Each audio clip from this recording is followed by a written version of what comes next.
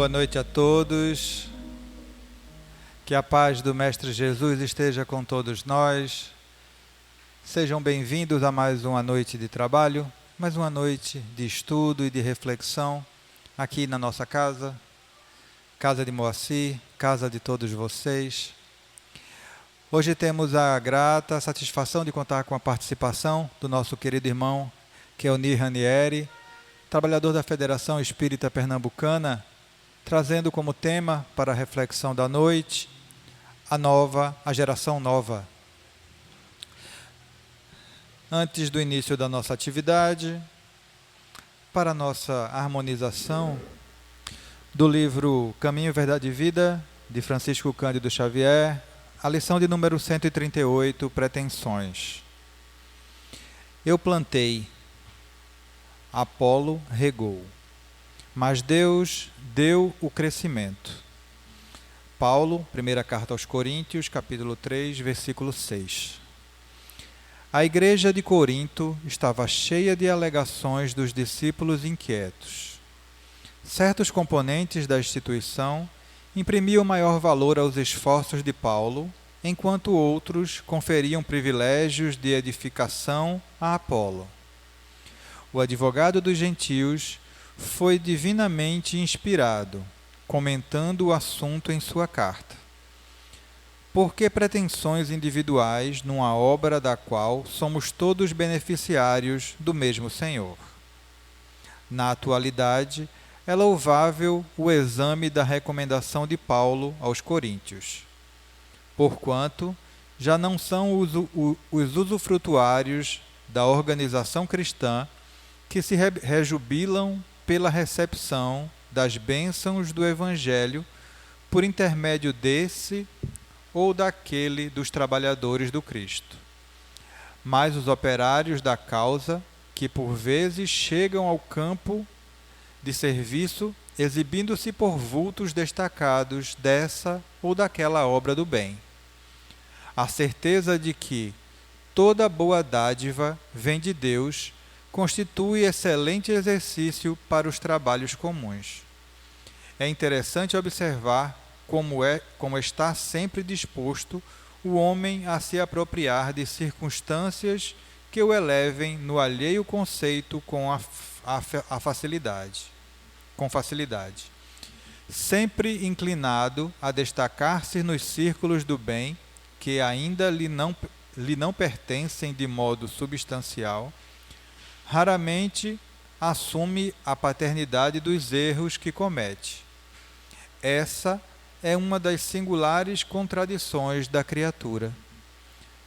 Não te esqueças, o serviço é de todos. Uns plantam, outros adubam.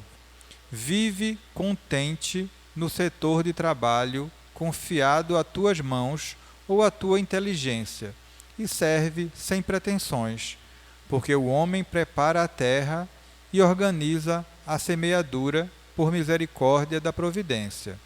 Mas é Deus quem põe as flores nas frondes e concede os frutos segundo o merecimento.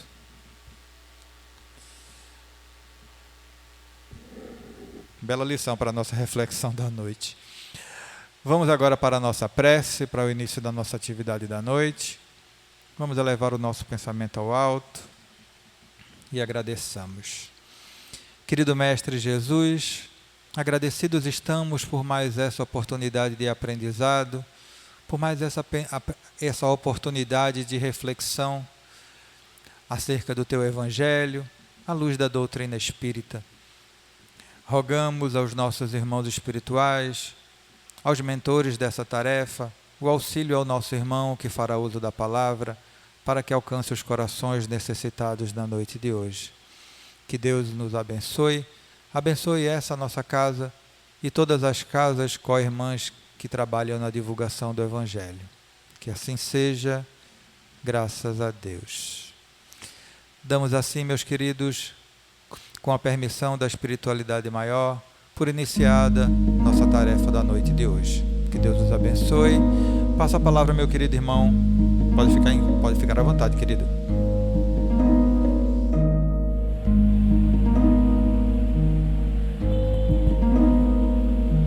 Meus queridos irmãos, minhas queridas irmãs, jovens aqui presentes, muito boa noite a todos. É uma alegria muito grande retornar aqui ao Moacir e eu queria externar o nosso abraço a todos os trabalhadores e a todos os frequentadores da casa. Aliás, não é muito fácil a gente se decidir sair de casa na sexta-feira e vir para a casa de Deus, né? Muita gente tem outros programas para seguir e muitas vezes esquece de tirar um momentinho que seja do seu dia para se conectar com Deus, com Jesus, e agradecer pela vida, pela saúde, pelo que tem, muitas vezes pelo que não tem, pelo que quer, e isso faz com que a gente consiga caminhar. Gente, eu trago um abraço aqui em nome da Federação Espírita Pernambucana a todos vocês, todos os nossos irmãos encarnados e desencarnados. Afinal de contas, não estamos sós aqui. E nós vamos hoje abordar um tema que é muito atual, que é a geração nova, é transição planetária. A gente fala, não, o nosso planeta está passando por uma transição, mudança. O que é isso? Muita gente com medo, muita gente achando que o planeta vai desaparecer, ser destruído, nós vamos ser destruídos. E a gente muitas vezes fica com a frustração, ou então com doente, de tanta coisa negativa que a gente recebe, e não consegue trabalhar, não consegue processar tudo isso. Depois da pandemia, que muitos não entenderam o significado dela, nós tivemos a nossa humanidade, muitas pessoas adoecidas e ainda doentes, com medo, gente sofrendo de depressão, gente sofrendo de tristeza, gente sofrendo de frustração, gente sofrendo de tentativa de suicídio. E cada mensagem dessa que a gente recebe pelos meios de comunicação, ou mesmo pelo nosso obsessor chamado celular, e a gente recebe, absorve e passa, nós transmitimos energias negativas que atuam sobre nós e atuam sobre a quem nós enviamos as mensagens. Então hoje nós vamos trabalhar um tema que está no último livro de Kardec. O último livro de Kardec deixa eu corrigir, o último livro da codificação feito por Kardec, que é a Gênese. E muita gente não gosta de estudar a Gênese, tem medo de pegar no livro a Gênese, porque ele tratou da parte científica.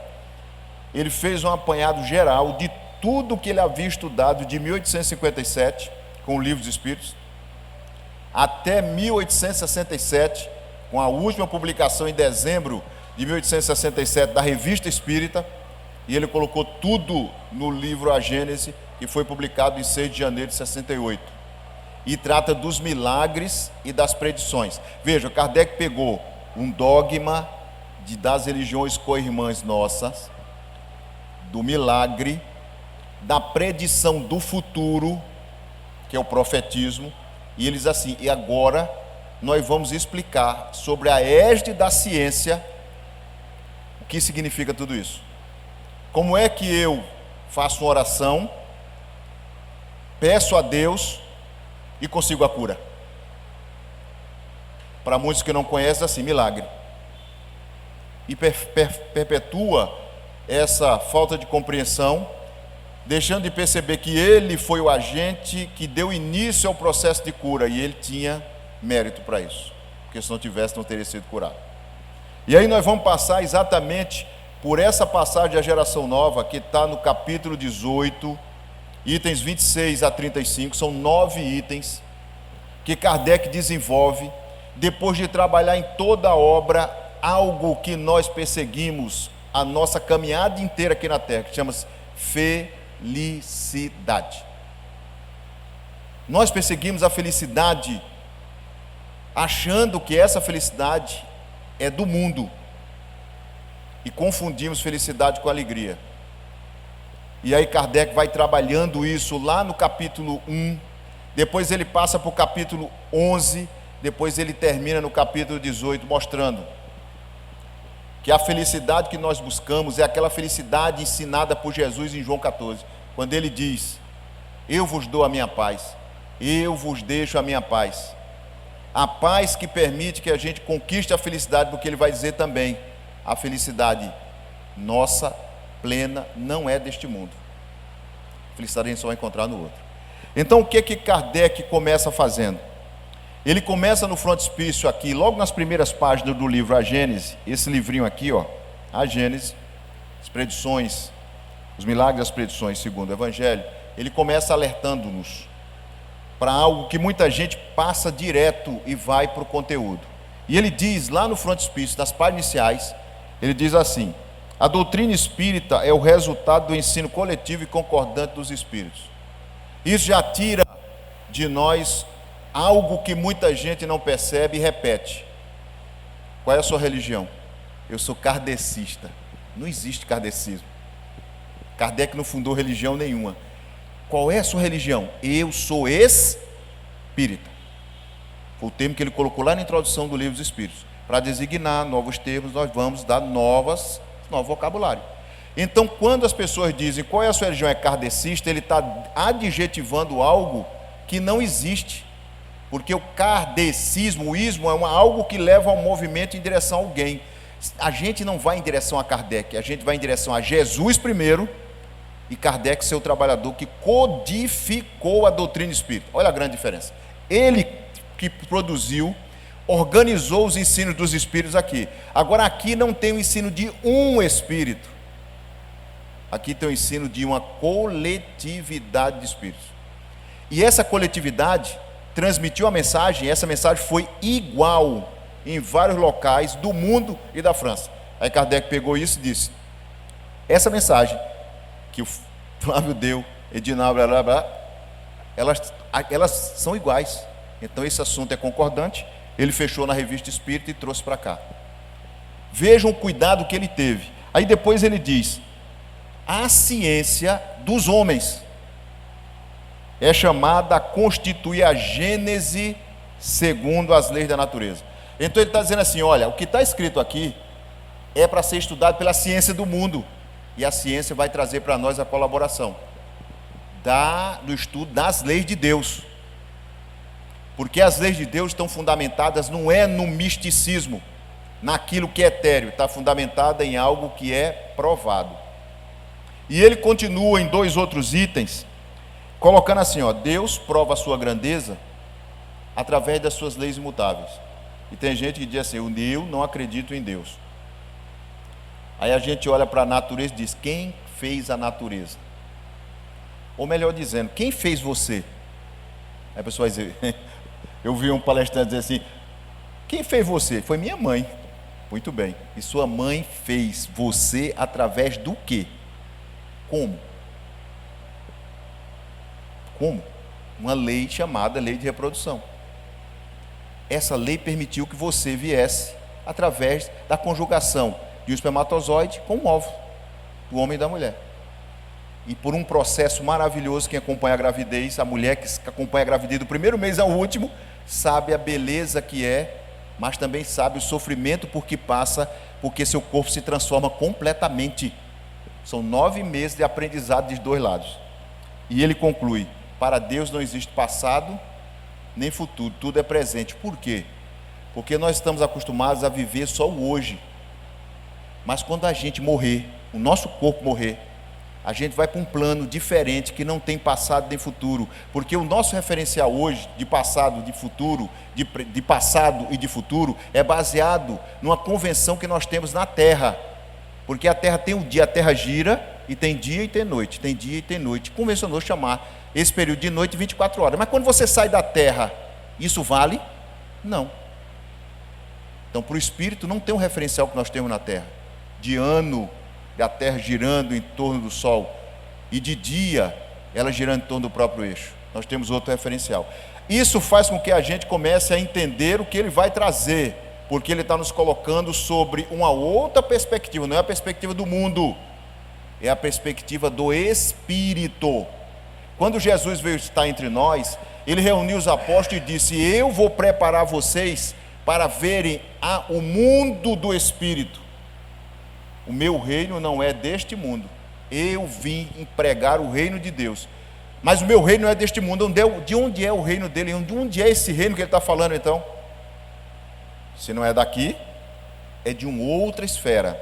Aí Kardec vai trazer para nós, no início do estudo da geração nova, um alerta, para que nós não esqueçamos que a busca da felicidade exige o esforço de todos nós. E ele diz, lá no item 26, para que os homens sejam felizes, é necessário que a terra seja povoada por espíritos bons. Gente, o que nós estamos observando no nosso planeta hoje? Uma quantidade enorme de revolução moral, uma quantidade enorme de perturbação moral. É aqui no Brasil, é na América, é na Europa, é na Ásia. O mundo todo está numa convulsão moral enorme. E nós temos que estar atentos a isso. Por quê? Porque a nossa terra está passando por um processo de transformação. Uma transformação profunda que já se iniciou lá atrás, quando o Espiritismo veio até estar entre nós. E vem se processando numa velocidade cada vez maior. E daqui para frente, essa mudança será cada vez mais nítida para quem olhar e mais profunda. Por quê? Porque aqueles espíritos que hoje perturbam, que hoje fazem o mal, que hoje praticam o ódio, que hoje praticam a perseguição, esses espíritos não estarão entre nós mais à frente. Quem vem para cá substituir? Olhem os netos de vocês, os filhos de vocês. Eu vi uma criança na federação, há 2 semanas atrás, dizendo assim: papai, me deixa aqui, porque eu quero conversar com meu amiguinho que está aqui do lado. Aí a gente olhou para o lado, quem estava do lado dele? Ninguém. Aí a mãe não é espírita, a mãe é evangélica. Aí disse: meu filho, você está falando de quem? Ô mamãe, a senhora não está vendo o espírito que está aqui do lado? Eu sou espírita. Uma criança. Aí eu fiquei parado olhando assim, eu me disse: meu Deus, vamos ver onde isso vai dar. Aí a mãe disse: você está ficando doido? Aí ela disse: não, mamãe, é que a senhora não acredita ainda.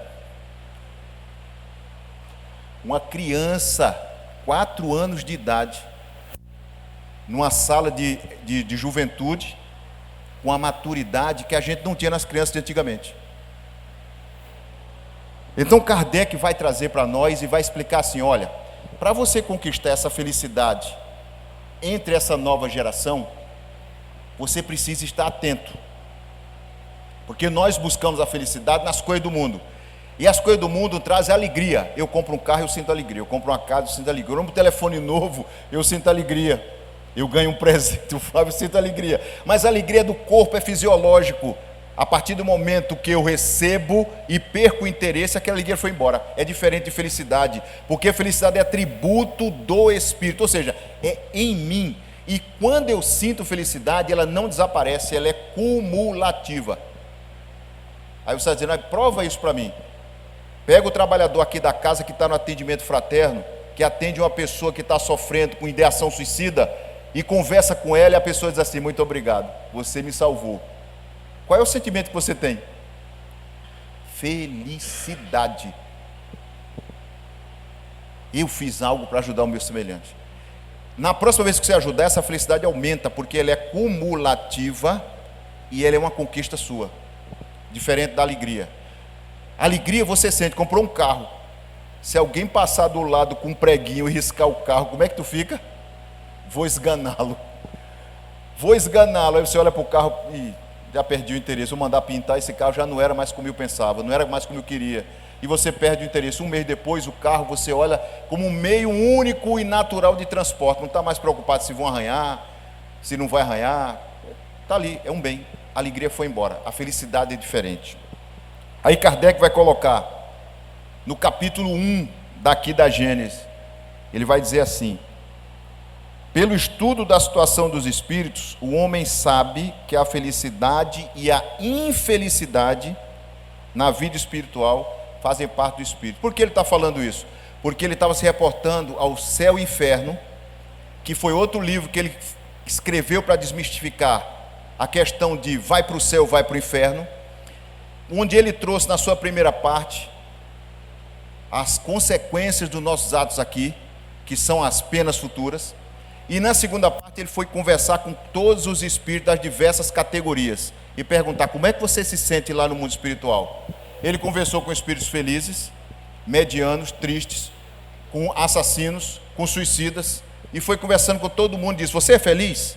Aí o espírito dizia: não. Por que você não é feliz? Ah, porque eu sofro, eu sinto dor, eu sinto isso, sinto aquilo. Mas como você sente se você não tem corpo físico? Aí ele diz: eu não sei explicar, mas a dor é em todo o meu ser. Aí ele vem e explica assim: quando a gente é espírito, a dor é moral, é do pensamento. E como o pensamento se irradia por todo o perispírito, a dor se espalha por todo o corpo. Perispírito é uma cópia do nosso corpo no plano espiritual. Quando a gente morre, esse corpo apodrece, se deteriora. Os seus elementos são absorvidos pela terra. O que sobra de nós? O perispírito, que é igualzinho a nós, só que é fluídico, de uma matéria diferente da nossa, mas ainda matéria. E esse corpo é que sente tudo isso, mas que não tem nenhum órgão físico. A percepção é toda moral. Por isso que nós fazemos aqui tem reflexo lá na frente. Quando eu estou ligado às coisas do mundo, eu não me preocupo com a vida futura. Aí eu digo assim: eu vou passar a minha vida acumulando, porque quando eu me aposentar, eu vou viajar, eu vou comprar vou fazer um cruzeiro pelo Caribe. Aí depois que se aposenta, alguém da família adoece ou você adoece, e não faz nada disso. Tudo muda. Ele vai dizer no capítulo 11, aquela felicidade que foi dita pelos espíritos lá no céu e inferno em 1865, essa felicidade, ela é progressiva. À medida que o espírito evolui, na prática do bem, você olha para o espírito e diz: ele tem mais felicidade do que aquele que ainda está investido no mal, em fazer as coisas erradas, em perturbar o outro, em teimar, em ser rebelde. Quando você conversa com ele, de imediato você percebe. Portanto, ele já começa tirando aí a carga das nossas costas de uma coisa que nós herdamos, de dizer assim: a felicidade é uma recompensa dada por Deus. Já ouviram as pessoas dizer assim: graças a Deus, muito obrigado Deus, foi Deus que me deu.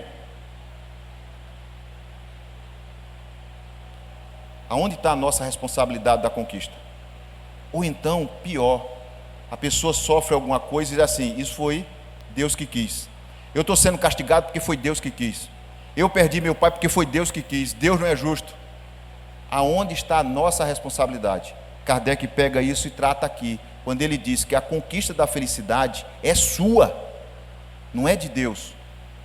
Não é uma concessão divina, é uma conquista sua que ninguém tira. E quanto mais você trabalha de acordo com a lei de Deus, mais você é feliz. A gente pode ser feliz aqui no mundo? Pode. A gente sofre? Sofre.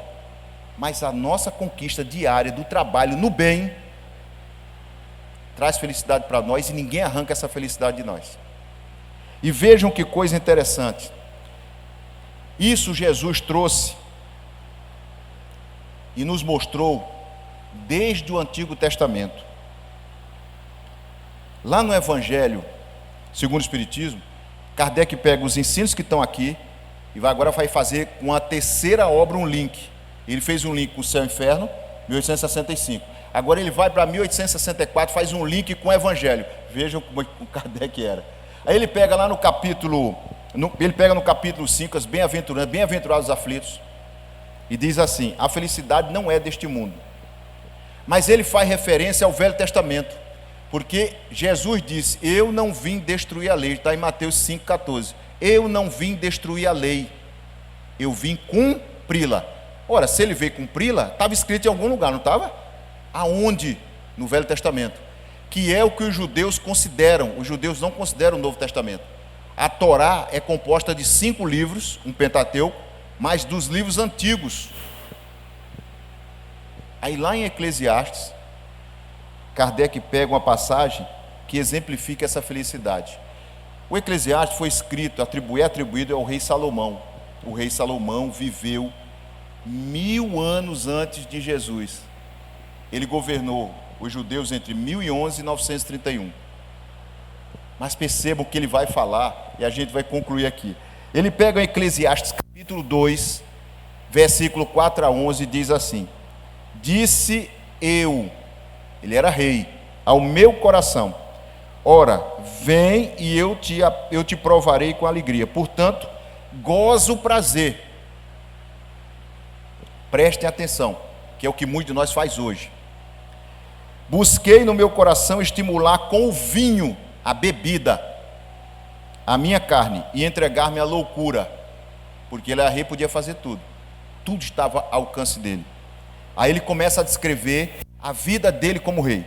Fiz para mim obras magníficas, plantei nelas árvores de toda espécie, fiz para mim tanques, plantei nelas árvores de toda espécie, adquiri servos e servas, e também grandes possessões de gado e ovelhas, que é a riqueza dos judeus. Eles são nômades, são pastores, as ovelhas e o gado é a riqueza deles.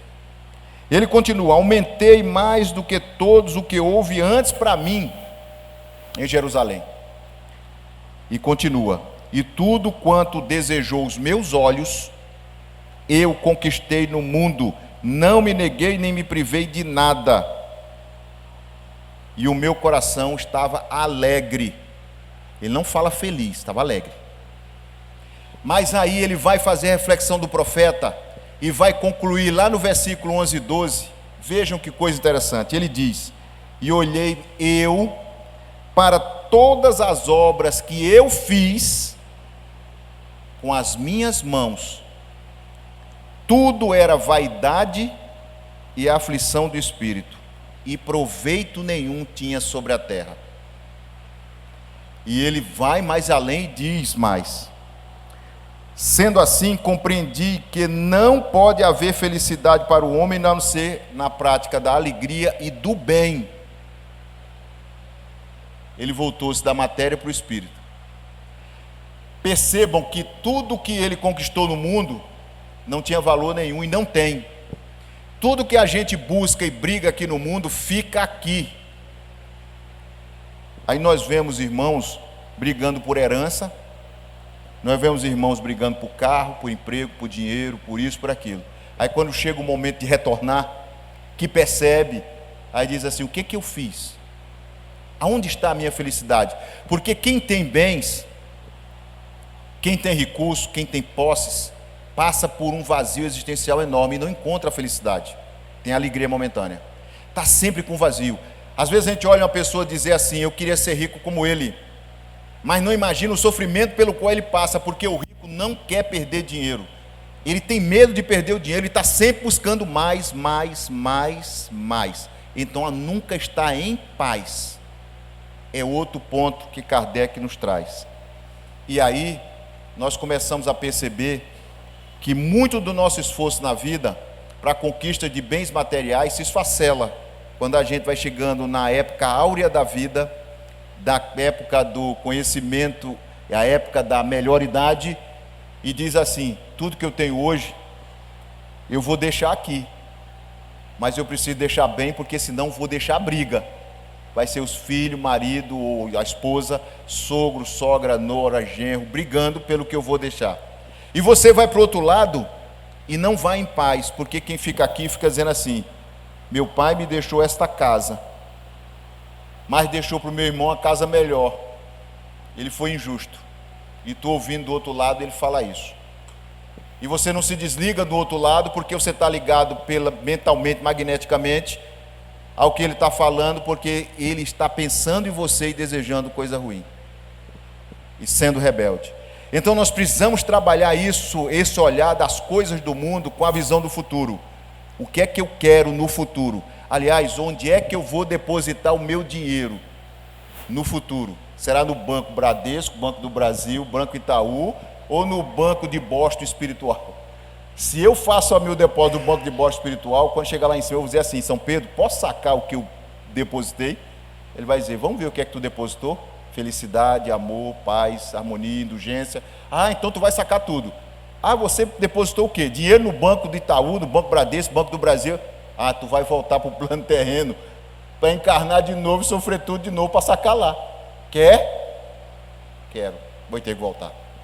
Então, essas são escolhas nossas, é o uso do livre-arbítrio e responsabilidade. Eu tenho poder de escolher. Eu escolho as coisas do mundo ou eu escolho as coisas de Deus. Deus ou Mamon. Está lá, é outro capítulo do Evangelho também.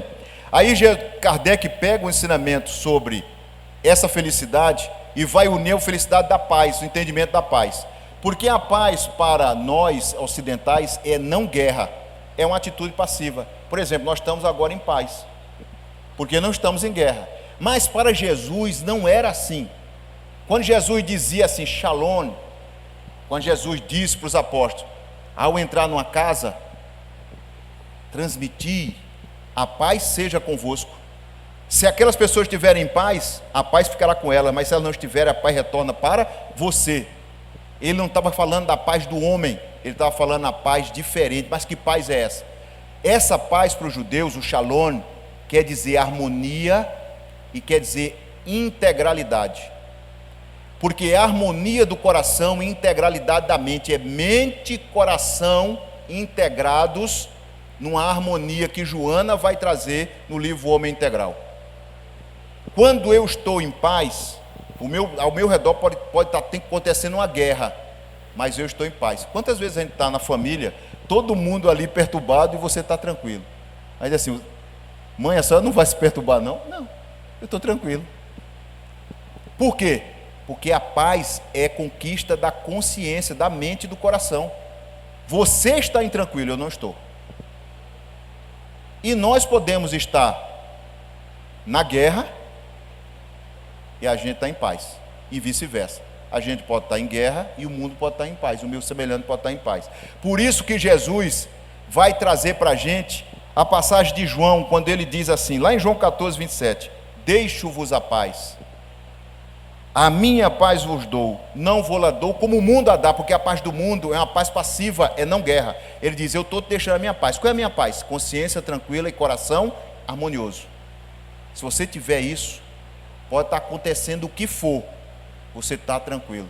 Doença, perdas materiais, dificuldades, brigas, problemas afetivos, eu estou em paz. Você está em paz? Não. Aí nós vamos observar que essa paz precisa ser conquistada por nós para que a gente irradie. Aí tem uma música de Nando Cordel, lembra aquela Paz pela Paz? Lembram da letra dela? Nando Cordel cantou, lá em 2010 no congresso, ela diz assim, ó, a paz do mundo começa em... Eu não vi, a paz do mundo começa em mim. A paz do mundo começa em mim. Aí ele continua, se eu tenho amor, com certeza sou feliz, não é só alegre. Se eu tenho amor, amor é coração. Sou feliz, felizmente, paz. Se eu faço bem ao meu irmão, tenho a grandeza dentro do meu coração. Como é que a gente conquista o reino de Deus? Praticando as leis de amor, justiça e caridade. E ele termina, chegou a hora da gente construir a paz. Ninguém suporta mais o desamor. Não é o que nós estamos vencendo hoje no mundo? Desamor. As pessoas olham umas para as outras assim, você é minha adversária, você não é minha irmã. Quando Jesus pega a lei de Moisés, que diz que Deus, amarás o Senhor teu Deus, todo teu coração, todo teu espírito, toda tua força, e ao próximo a ti mesmo, Jesus vem e diz, Deus é Pai. Quando ele diz Deus é Pai, todos nós somos... Ele criou a fraternidade, que o homem só foi acordar 1789 anos depois, com a Revolução Francesa. Qual é o lema da Revolução Francesa? Igualdade, liberdade, fraternidade. É o momento que a igreja sai do poder e que o Espiritismo vem. 1789 anos depois. Aí ele está falando aqui, ó, nós precisamos ser fraternos, olhar para o outro, não como adversário, como estranho, mas como irmão. Quantos de nós senta aqui na casa espírita, olha para o lado e não conhece quem está do lado, nem cumprimenta. Sai daqui e diz assim: ah, ela sentou ali na frente? Como é o seu nome? Não sei. E o seu? Não sei. E o seu? Não sei. Nós somos uma família e não estamos aqui por acaso. Nós estamos unidos pela fraternidade. Nós temos um mesmo Pai, que é Deus. Agora, com a paz e a felicidade conhecidos, Kardec começa a explicar o que é que vai acontecer nessa transição que nós estamos passando. Lá na frente ele vai dizer como essa transição vai se fazer. Já está se fazendo. Os espíritos que estão provocando perturbação no mundo contra as leis que Jesus ensinou, esses espíritos não encarnam mais na Terra, eles estão emigrando, saindo. Para onde vão? Para outros planetas ainda inferiores, para trabalhar lá o amor que eles não conquistaram aqui. Para onde eu vou depois que eu morrer? Depende de você. Será que eu fico ou que eu vou? Aí Kardec pergunta, existe um pânico enorme, eu vou morrer e vou para outro planeta inferior, lá um planetinha dos macacos. Não, não é assim. Você pode desencarnar, estudar, se regenerar e voltar. Agora só que você vai ter que voltar no mesmo nível do seu neto hoje. Como é que eu reconheço a nova geração? Ele vai dizer, qual é a missão então dessa nova geração? Mas antes eu tenho que conhecer o seguinte: o que é que esses emigrados vão fazer? O que é que esses espíritos que estão indo embora vão fazer? Ele diz, vão espiar, ou seja, vão se depurar, vão se limpar, vão aprender a seguir a lei de Deus de maneira submissa, de maneira harmoniosa. E eles vão ajudar os planetas mais atrasados que a Terra a evoluírem para chegarem ao mesmo nível que a Terra chegou. Serão os pioneiros do outro lado. Como será então essa transformação? Kardec coloca aqui uma coisa importante. Muita gente diz que a Terra vai ser destruída com tsunami, com terremoto, cataclismo. Não vai. Deus vai destruir o que Ele construiu? Não, não é lógico. O que é lógico a gente pensar? O que é que a razão nos traz? Que aqueles que estão causando perturbação saiam e que novos espíritos cheguem. Esses novos espíritos têm um lema. E a gente pode observar aí nas crianças, nos jovens que estão pleiteando na humanidade, serem líderes, influenciadores. É a justiça, a paz e a fraternidade. Justiça, paz e fraternidade fazem parte da lei maior que está na parte 3ª do Livro dos Espíritos. Qual é a lei maior? Lei de justiça, amor e caridade. Aí Kardec faz um link. O que é a justiça? A gente olha hoje aí falando de justiça em tudo que é lugar, mas a justiça dos homens. Aí Kardec vai dizer, a justiça é respeitar o direito do outro. Quando eu respeito o direito do Flávio, e ele respeita o meu direito, aqui é a justiça. O que nós observamos hoje? Respeito aos direitos dos outros? Ou uma imposição de um direito sobre o outro, para que aquele sofra as consequências sobre a égide do direito do que eu estou impondo? Essa transição que a gente está passando, ela tem época para acabar, ela tem início, meio e fim. Nós estamos aí quase no alvorecer. Emmanuel tem um livro, o Alvorecer da Nova Era, onde ele diz, nós estamos no alvorecer de uma nova era. Esse alvorecer está começando a raiar o dia da nova era. Por isso que nós estamos observando as coisas acontecerem, e as previsões são que essas coisas se adiantem cada vez mais. Como essas coisas vão se adiantar? Com acontecimentos que nós precisamos estar atentos. A nova era vai surgir através de espíritos que estão chegando, com a espiritualidade inata e com a prática do bem inata, ou seja, já é dele, com o uso da razão e com a inteligência desenvolvidos. Hoje nós temos crianças super inteligentes, super centradas, que acreditam em Deus sem ninguém dizer para ela e ter ensinado para ela. Essa é a característica da nova geração. Como é que eu estou hoje? Como é que a gente reconhece a velha geração?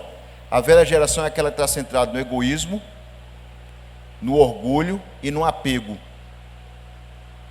Quando a gente observar irmãos apegados, orgulhosos, ou seja, eu sou mais importante, vaidoso, A gente está observando, esse é o homem velho que precisa se transformar para acompanhar essas crianças que estão chegando. Porque se eu não acompanhar, eu vou desencarnar e quando eu voltar, eu não volto mais para cá. Por quê? O padrão moral delas é tão elevado que eu não tenho mais espaço aqui. É como se nós entrássemos num ambiente onde a claridade é imensa. A gente está do lado de fora no escuro e você entra de repente na claridade. O que é que você faz? Fecha o olho, não consegue olhar, não consegue chegar e não se sente bem. É assim que a gente vai começar a se sentir se não trabalhar a nossa transformação. E aí vem uma coisa importante. Por que eu estou sentado aqui? Por que eu estou sentado no Centro Espírita Moacir, ouvindo um palestrante falar sobre geração nova? Porque o Espiritismo traz para a gente algo que nas outras religiões trazem, mas que as pessoas não atentam, que é a importância de ter uma transformação moral com responsabilidade, que é entender que a fé não é colocada em você, a fé é raciocinada, mas essa fé, para que eu tenha, eu preciso compreender. Isso está no capítulo 19, item 7 do Evangelho. Quando eu compreendo o que está acontecendo, está sendo explicado, e eu explico as minhas palavras, eu tenho fé, eu desenvolvo crença.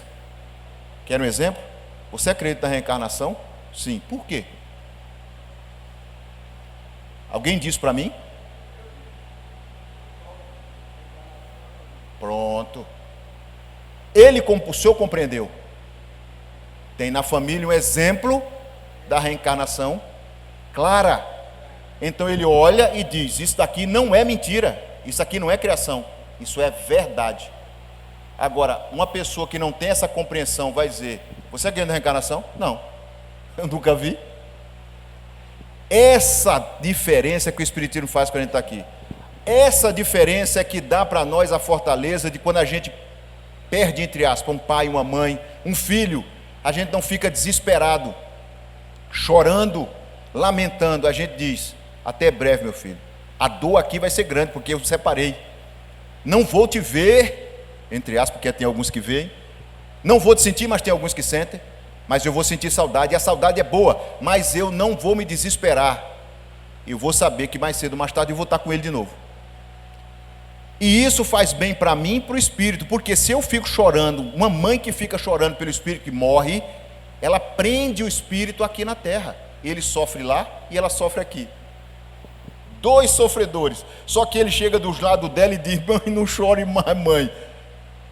E ela diz: eu choro porque eu te vejo, estou morrendo de saudade, minha vida acabou, não tem mais chão.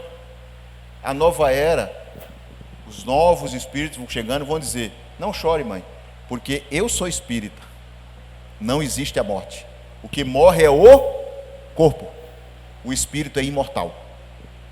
Não chore. Kardec vai trazer essa compreensão da gente distinguir essas duas gerações. Aí vem uma outra coisa, ele vai dizer assim, item 33, 34, 35. E esse monte de morte que está acontecendo no nosso planeta? Na época dele já analisava, 1868. E essas desencarnações coletivas?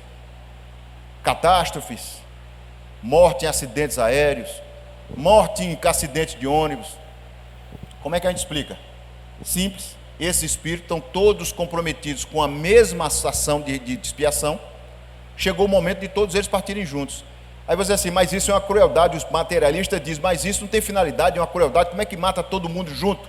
Aí Kardec diz: qual é a diferença entre morrer individualmente e morrer coletivamente?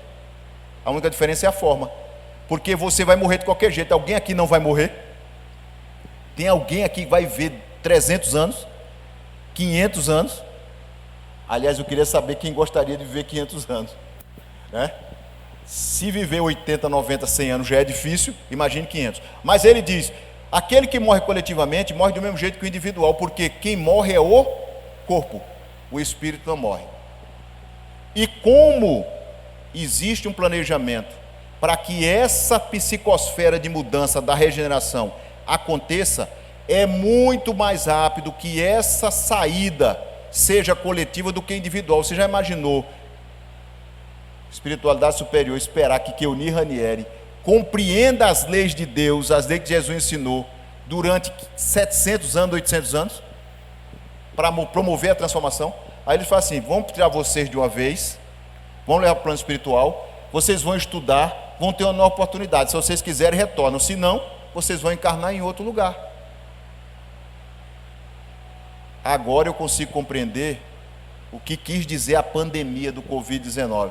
Tem gente que até hoje não sabe por que nós passamos daquilo. Eu já ouvi gente dizer assim: a pandemia do Covid em 2020, 2021 foi um castigo de Deus. Foi um castigo de Deus?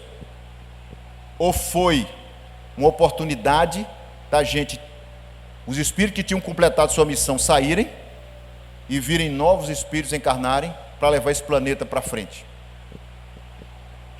Observem, quem foi não foi castigado, quem foi cumpriu a missão. Quem foi, muita gente que foi não era ruim, já tinha completado a missão, mas muita gente que foi estava perturbando e foi. Aí a misericórdia divina diz: você terá uma chance, poderá voltar, mas depende de quem? De você. Aí eu começo a compreender o que é que essa pandemia fez na humanidade inteira. Foi uma das únicas oportunidades em que a humanidade inteira parou em casa para olhar para a cara um do outro. O marido olhar para a cara da mulher, olhar para a cara do filho. Foi a oportunidade em que marido conheceu a mulher conheceu o marido, conheceu o filho. Aí surgiram separações, brigas, mas o mundo todo parou, esqueceu as coisas do mundo e olhou para as coisas do espírito. Foi a oportunidade que as religiões tiveram de penetrar nos lares, pelos meios da mídia, que muito não era usado. A gente conheceu o Meet, a gente conheceu não sei o quê, aí começou a fazer evangelho no lar online, começou a fazer não sei o quê. O evangelho, a mensagem do Cristo se espalhou de uma maneira absurda, por meios que até então a gente não usava. Tinha, mas não usava. Aí tinha gente que dizia assim: mas isso não é da minha geração, não sei mexer no computador não, isso morde. Aí vem o neto e diz: vovó, eu vou te ensinar, pega o mouse aqui e faz assim, assim, assim, assim.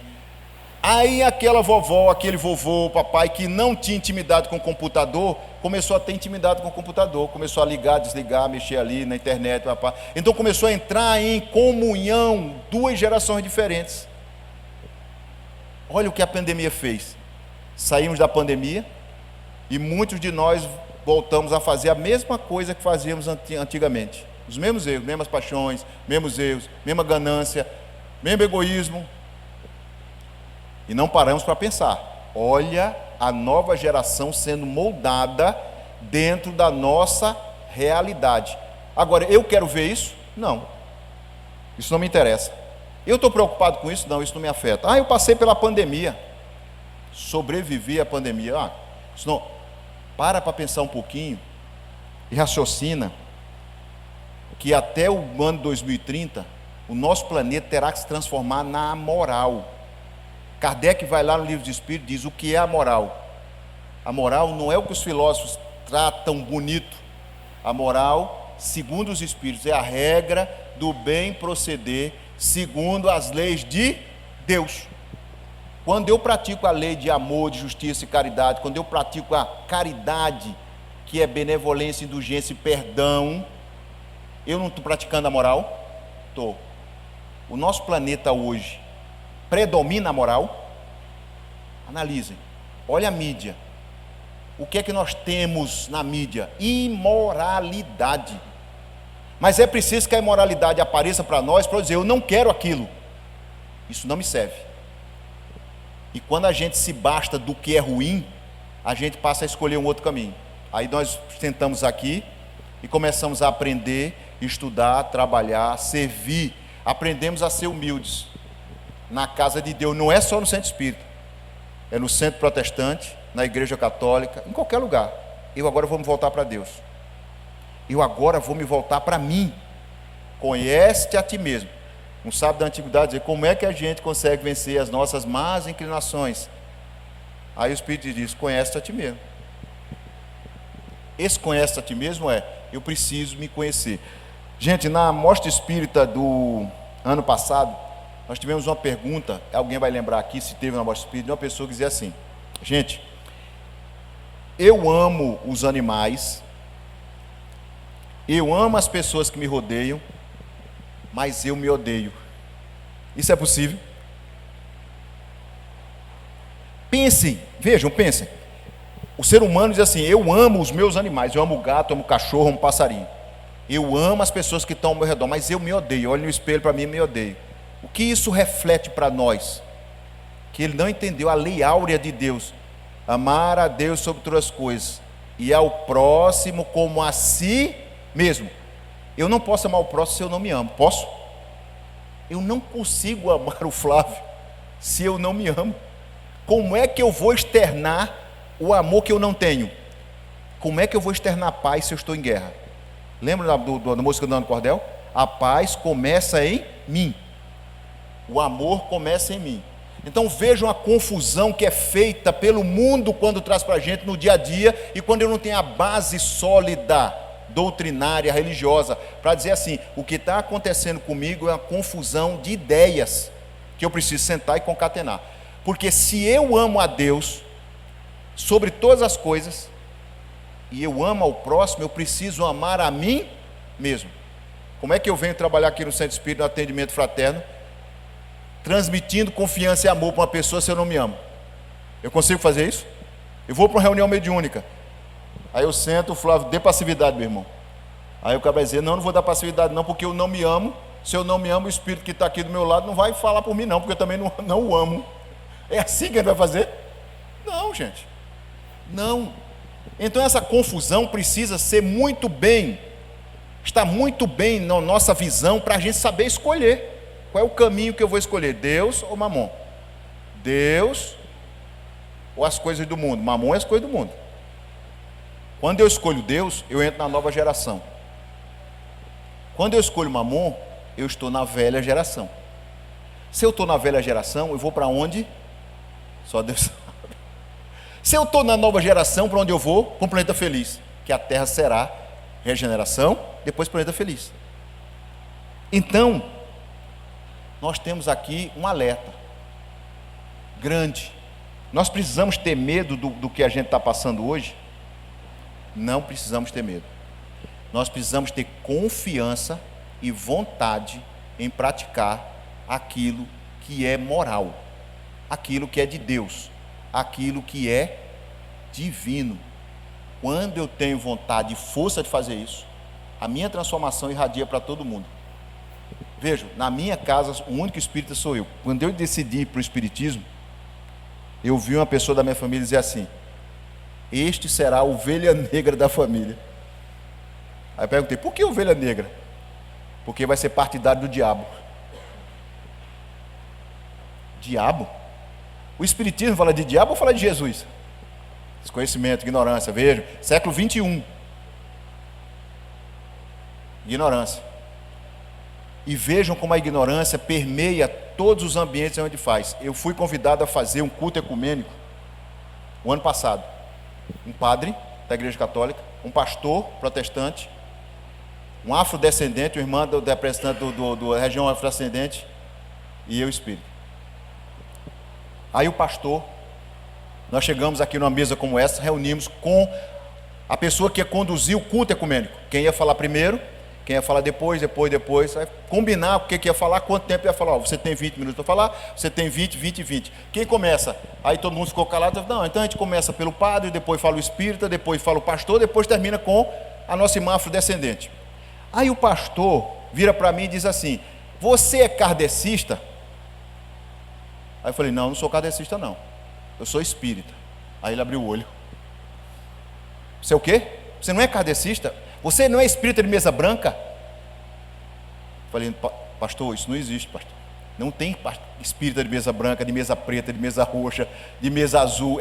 Eu sou espírita. Quando Kardec trouxe esse conceito, espírita é aquele que acredita em algo após a morte. O espiritismo está dentro do espiritualismo. Todos aqueles que acreditam que existe algo após a morte é espiritualista. Mas eu sou espírita, eu acredito mais em reencarnação, acredito em Deus. Aí ele olhou para mim assim e disse assim: então você é partidário do demônio.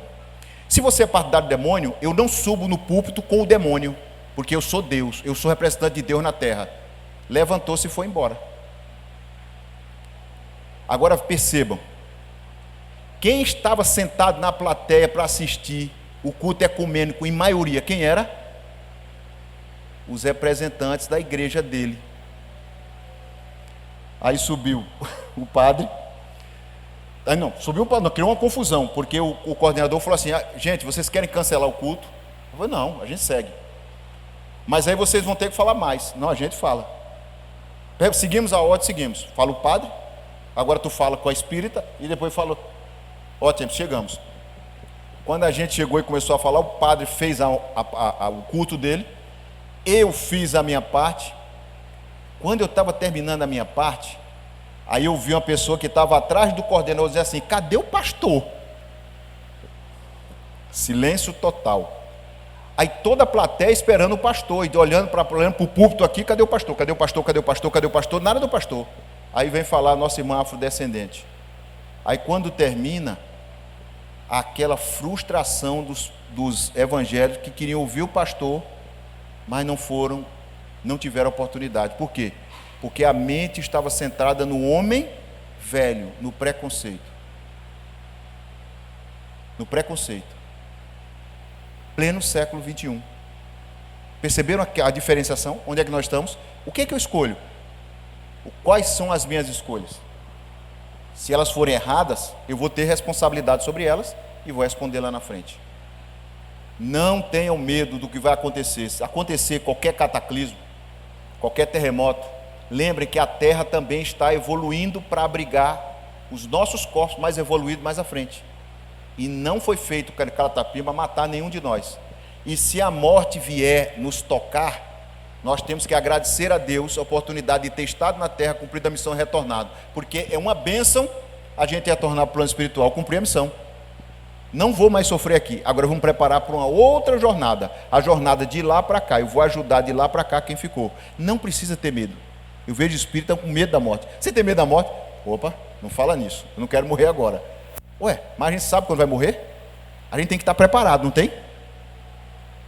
Se eu não estou preparado, quando a morte advier, vai trazer para mim frustração, perturbação, e eu vou chegar do outro lado um pouco mais dificultada a nossa recuperação. Mas se eu estou preparado, quando deu acontecer, eu abro o olho e digo: papai, o senhor está aqui? Ah, então eu morri. Morreu, seu corpo morreu, mas você não morreu, está aqui, eu vim te buscar e agora tu vai comigo, vem comigo. E assim se transpassa com alegria e não com tristeza o retorno nosso à grande pátria espiritual, porque a nossa casa não é aqui, a nossa casa é no mundo espiritual. Isso tem que ficar na nossa mente sobre esse tema. Não posso ter medo, eu tenho que buscar a geração nova, eu tenho que me incluir na geração nova, eu tenho que estar conectado com Jesus, eu tenho que estar submisso ao meu Pai. Quando vier o momento da dor, Deus, o que queres me ensinar? Obrigado. E assim a gente segue adiante. Gente, eu queria agradecer a oportunidade, eu espero que tenha conseguido passar esse negócio de transição para vocês, porque é difícil. Muita gente fala de tudo sobre transição planetária, e muitas vezes traz frustração, traz medo para as pessoas, traz aquela ansiedade que é comum na nossa época, de dizer assim: caramba, aonde nós vamos chegar com isso? Será que esse planeta está sem rumo? Será que esse planeta está sem comando? Não, está com um comandante maravilhoso que chama Jesus lá na frente, na proa, e a gente aqui dentro do navio, e o navio rumando no caminho certo. Agora, para isso eu tenho que ter confiança, tenho que ter fé, eu tenho que ter certeza de que o que eu estou fazendo, o que eu estou seguindo, o que eu estou praticando está de acordo com a lei de Deus. Se eu tiver essa certeza, se eu estiver com Jesus, quem será contra nós? Muito bem. Muita paz a todos, que Jesus nos abençoe.